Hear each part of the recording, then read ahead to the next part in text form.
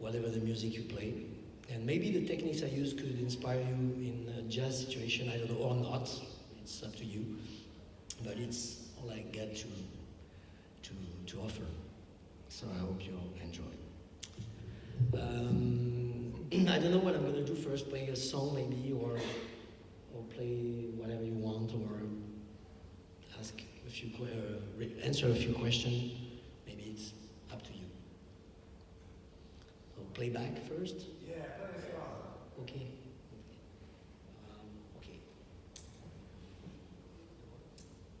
Okay. So I'm gonna play a song called Just in Time. It's not a tune of mine. It's an Italian guitar player called Ciro Mana, who's actually playing his own, he's doing his own solo stuff, and he's playing with Alain Caron from Uzeb and Richard Bona. And we met at NAM. He's a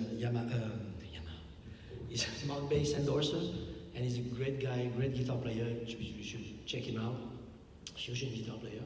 And the tune of his, because well, I don't know it by heart, you know, I have the scores and stuff, but it's kind of fresh because I played it a few years ago at NAM, so a few days ago, sorry. So it's called Just in Time, and hope you like it. Just give me a few seconds.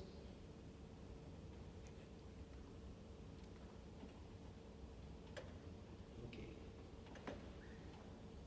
Maybe we can do a couple of bars and you tell me if everything is clear. If it's not, we stop and do something else.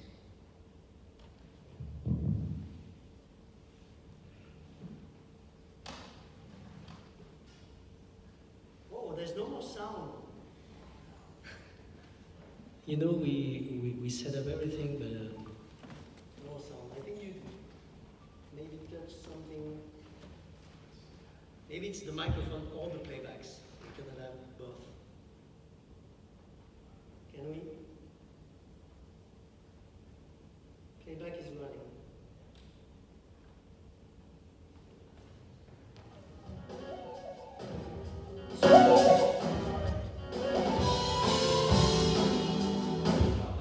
Okay, so maybe the balance will be totally fucked up. No. So we just do the intro and tell me if everything is clear.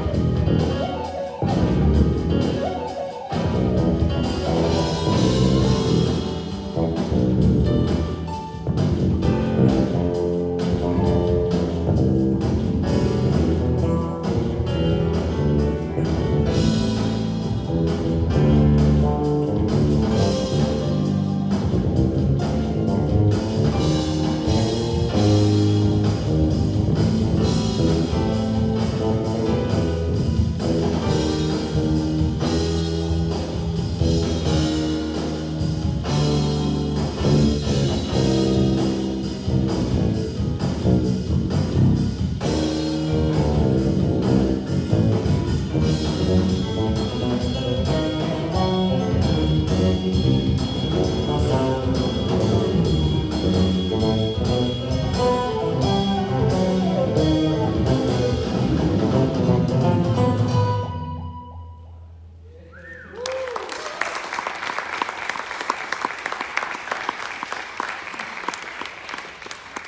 it clear? Okay, it was not so clear for me, but it's okay. If it's clear for you, it's the main stuff. Okay, so that was a song. I just realized when I did it that, of course, there was no guitar. I knew it, but the keyboard is playing the theme. But when came the moment of the guitar solo, it was pretty empty. So after the bass solo, so I'm sorry, but I just noticed, oh my God, there's no guitar. But I hope you survived. So it was a cool fusion tune. So it's not mine, so I can say it was a cool fusion tune. And you should check this guy out. Hermanny is a great guitar player from Italy. So, questions? Or not? Oh yeah, but the bass teacher asking questions. Yeah, okay. Well, we all want to know how you do that sweeping technique. Let's start there. Yeah, if you don't mind. You showed me, but show them. Okay, what? The sweep technique. Okay. Yeah, it's a guitar player technique I borrowed years ago. It's the art of playing triads or arpeggios with a sweeping like, which means sweep, of course. Like. A lot of people see that like in the fancy stuff, like playing arpeggios very fast.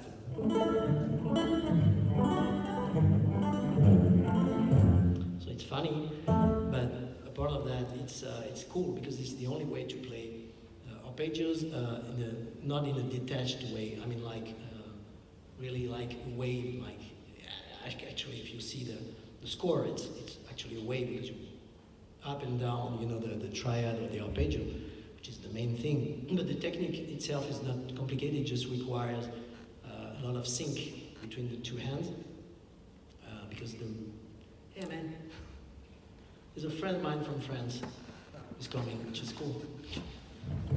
The main technique is actually sweeping the strings like this and this, which is easy. The other movement is easy because it's just a shape, like a basic shape. It's a minor triad, major triad, minor triad, diminished or augmented, whatever. But you have to sync the two hands, which is the most complicated stuff, actually. So I gave Dan, hello, a couple of papers and stuff, which is, of course, it's important for guitar players or bass players, if they're interested in that.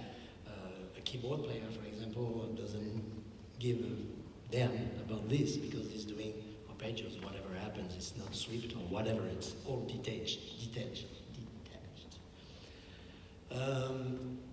It's okay? Yeah, it's great. I'm reading the sheets. So, yeah, I have a few examples of that. It's for bass players only, first. Yeah, well, guitar players know it already. So, I mean, I think the first thing would be really to play triads like with this shape. Would Bass be player. like root. Start with the bassist.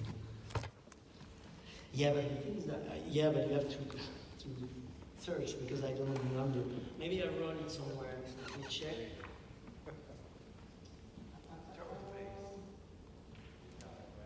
That would be the page called sweeping stuff. So you have the basic shape will be like root and minor third if it's a minor triad, of course, or major third if it's a major triad. Then the fifth, and then the octave, and then the minor third again, and the fifth, and then with the right hand you're tapping the octave or whatever note you want. Can be any note like here, but I can play it on the minor seventh, the sixth or whatever. And you can have this kind of nice waving stuff. In the song perfectly just played. It's really simple. It's over D minor 7 and F minor 7, one after the other. Just play the triad of each chord, which is beginning by the root, which is absolutely easy. I'm playing the second.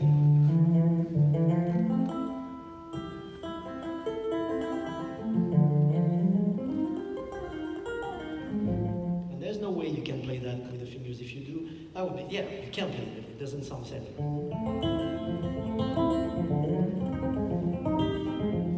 Here will be, which is different and gives another shape, which is the point of the technique actually, is to give another color to your playing. It's not to play this like, oh, just to be fancy stuff. It's, the way I do it is to do something musical out of it, musical, sorry.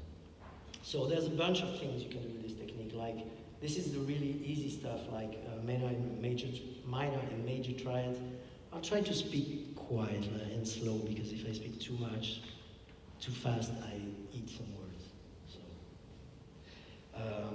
So this one, and then I can play, minor 7th arpeggios, like dominant arpeggios, whatever comes to you, and you can add slides and hammers.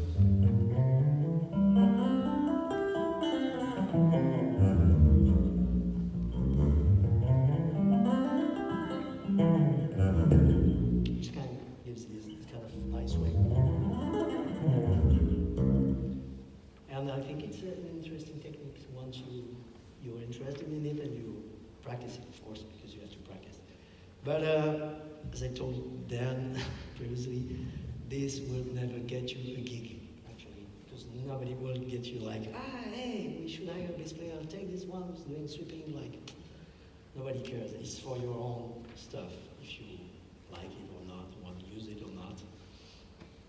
The main thing is, when you're a bass player, of course, is to groove, to build nice and solid foundation with the drum, but you all know that.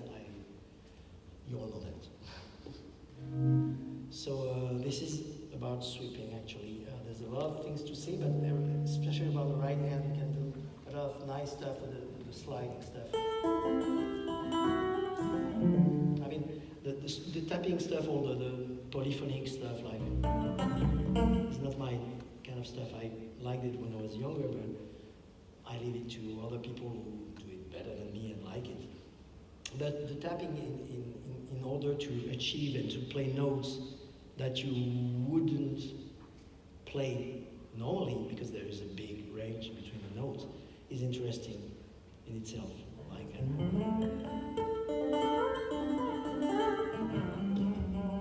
oops.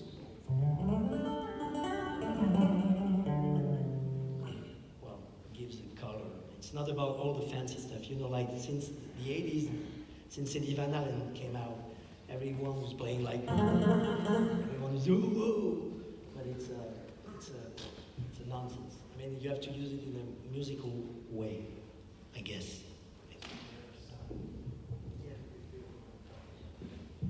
Yeah, totally. Yeah. Didn't think about it. Kind of stressed, I'm sorry, but it's getting better. When I see a smile on your face, it's better. Oh, Dave. Can you talk about the types of gigs that you do? Like live gigs, solo artists versus backing other artists? What's the percentage? Do you do more with other people or more as a soloist? No, I do normal gigs like everyone. I mean, I have a band, so I talk about this band. Well, actually, we just did a new album, but well, I have a progressive metal band called Adagio from France. We used to play a lot in a lot of countries. I think we play like 18 or 19 countries, something like this. Since 2001, we did 5 albums. We toured Japan, USA, and a lot of things. And it's kind of progressive metal, but with the classical elements in it. A lot of orchestrated stuff, and not in the sense like Dragon Force or not this kind of stuff. Much more not the classical one. The first album was Baroque, classical Baroque influences. So you could say Yngwie Malmsteen stuff, Yngwie Malmsteen-ish. But since the second album, it's much more like how do you say? Contemporary music, like Bartok and all this kind of stuff. So of course we're playing with pre-recorded tapes, you imagine, because we cannot afford to have a full orchestra band, which we would like to, but it's damn too expensive and it's totally impossible for a little band. I mean, so for years we toured with that, and we stopped for 7 years, like 2009 until this year, or last year actually, where we did a crowdfunding campaign. It was pretty successful actually. But after 7 years, you know, like people just forget you. Like they'll say, "Oh, your album is great," but it's difficult to go on tour again. So I'm focusing on other stuff. And since that time, I play with a lot of musicians from Europe, like Marcos Fogli, for example, which I should play a tune of. Also, a guy who played the lead guitar player of James LeBrie, the singer of Dream Theater, which is a band. I mean, it's kind of a band. You like it or not, but it's a big band. And we did a lot of shows with Mark Bass. And Dave Maroda here is a fellow bass player. We just met in NAM last year because he was doing clinics. So Mark Bass is kind of a huge family, so I'm really honored to do clinics for them once in a while. I do some clinics in France for them too. I've been endorsed by Yamaha for years, so I did a lot of clinics with Yamaha, but to